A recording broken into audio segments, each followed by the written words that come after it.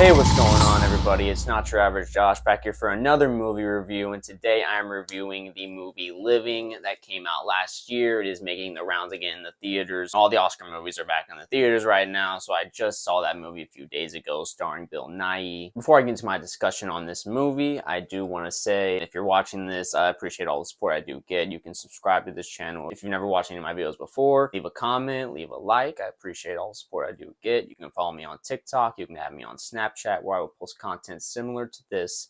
But for the most part, my content will be here on this YouTube, Not Your Average Josh. So again, I do appreciate all the support I do get, but let's get back into the review of Living. Living was directed by Oliver Hermanus and is based on the 1952 movie Aikiru, directed by Akira Kurosawa. I never did see that movie, but I've always heard good things about it. Obviously, the Rotten Tomatoes score 98%, so it must be great right now. I do want to check that movie out, especially after seeing this movie, which I really did overall enjoy. I can go ahead and say right there, I'll give this movie a full recommendation. This is one of those movies. There isn't any big action scenes, it's a very dialogue-driven movie about death. In 1950s London, a humorless civil servant decides to take time off work to experience life after receiving a grim diagnosis. This movie, from the very beginning, has a very gray, grim feel to it, I would say, just in the even the color scheme of it, the color grading, or however you want to call it. It's in a beautiful setting, 1950s London, so it's a nice little contrast there where you have this kind of overall mood that feels a little dour, just in where the office, where Bill Nighy's character works, Williams. He's the boss in this office. They're in this public service part of the city where they work at, where like the Parks and Rec works, and from the beginning, you're really watching this movie through the perspective of the character Peter Wakeling, played by Alex Sharp. He's new at the office here, working under Bill Nighy. You're seeing how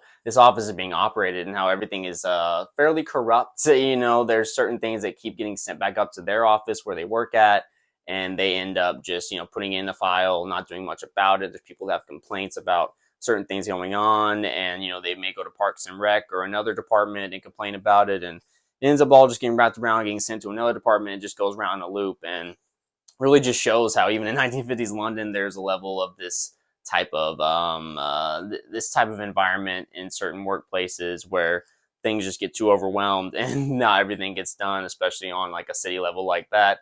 Definitely reminds me a little bit, just in certain ways, of Parks and Rec, because I love that show so much. But this movie obviously is very, as I said, dour from the very beginning in terms of the mood. You have this fairly optimistic character in Peter Wakeling that comes in and really soon figures out within the first day that things are just run rather not in the way that he would probably hope to be. He's very wet behind the ears, just trying to figure things out. And all the co-workers that are around, it's a very classic, like it's a 1950s London, so there's one woman that works in the office.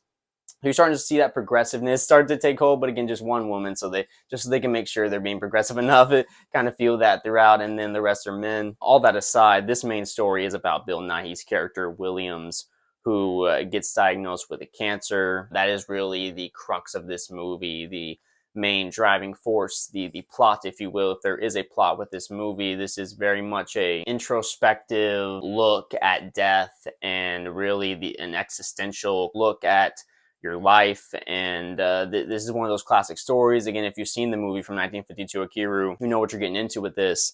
I hadn't seen that movie. I didn't know very much about this movie really at all. I just knew I've seen Bill Nighy in the Underworld movies, which I did love him as a villain in that, but I really hadn't seen much else from him. I'm sorry to admit, because he is a really good actor, and seeing him in this, and you see his transformation in this movie, just as, being kind of a curmudgeon, but not too over the top. Like, he isn't mean to everybody necessarily. He's just set in his ways in life. He's been working how he's working for years. Everything's become fairly dull, as a lot of people, when they get older, they worked a job for many years, the same job, and it just becomes, kind of the everyday thing, and there's not really any joy, any color in life. And I really love, again, this is one of those classic stories where, you see it in some movies, especially with cancer diagnosis. You'll see a character who maybe is, bad. They end up turning good because they only have a few months to live. And you do get that cliche element here, but I thought it was done very effective. And the way Bill Nighy did it, it felt there's a lot of nuance there. It felt very specific, like a very personal story. So it didn't feel like something that has been overused or anything. You really go into his story a little more as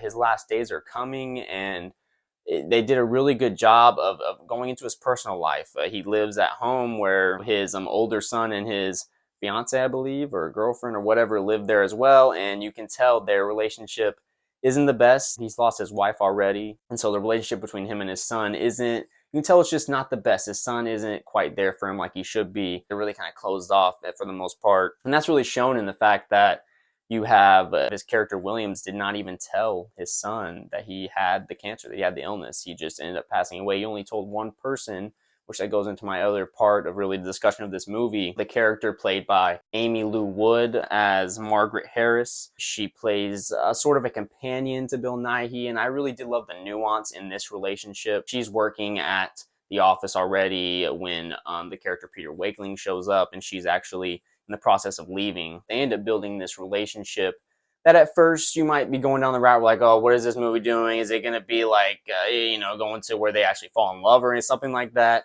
And I really like the fact that they didn't go down that route.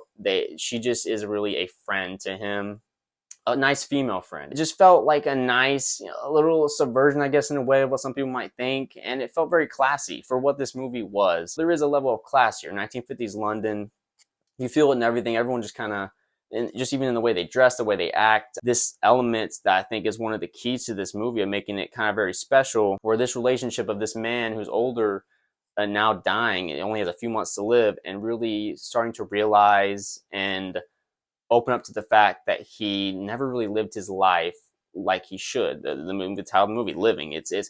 This movie is all about just truly living your life. And again, that can come off as cliche, but I thought it was done in a very beautiful way here.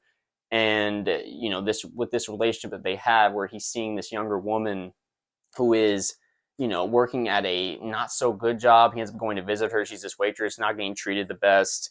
She's being rushed with everything, but she still has this level of life that she's living with. Even if she's doing something that's maybe not so enjoyable, he still knows, oh, well, she's doing that with more, again, life about her than I am, just doing my regular basic shit that should be, I should be trying to find some enjoyment in. And of course, you kind of get the cliche moments of him just kind of going off, getting fucked up a little bit, even him. But it was all done still, I think, in a tasteful way, in a natural way, where probably someone would do if they found out they had cancer. They've been living their whole life just working.